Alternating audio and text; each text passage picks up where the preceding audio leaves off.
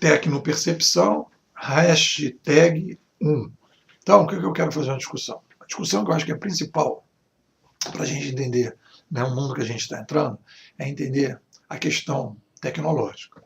Né? Então, o que acontece? As pessoas têm a fantasia de que a gente vive dentro de uma ecologia, que a gente vive numa sociedade, e que a gente tem uma política, a gente tem uma economia, a gente tem uma sociedade, né? Nós temos empresas, né? Que nós temos o nosso ego e que nós temos a nossa percepção, e isso tudo então está aí, e a gente consegue então trabalhar com tudo isso. Beleza?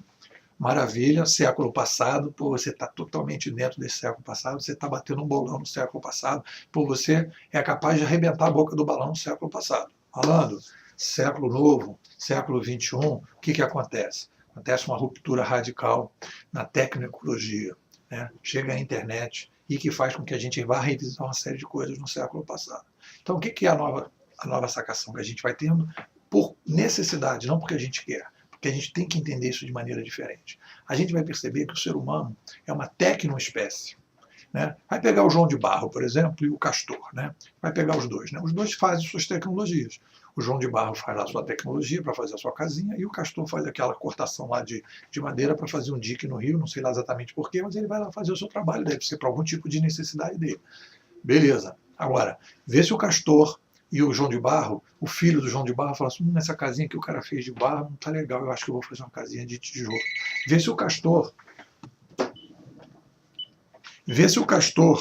tocou o telefone, vê se o Castor tem um problema de mudança, de percepção e de inovação. Ele não vai mudar nada. Por quê? Porque aquilo tudo é instintivo.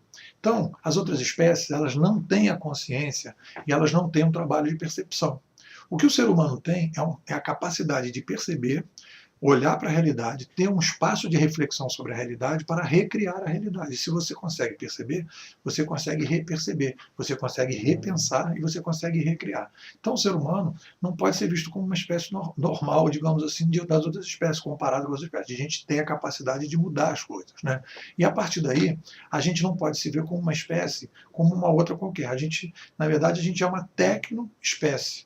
E aí a gente vai trabalhar com uma ideia que é a gente não vive numa ecologia, a gente vive numa tecnoecologia. Né? A gente não tem política, a gente tem uma tecnopolítica, a gente não tem economia, a gente tem uma tecnoeconomia.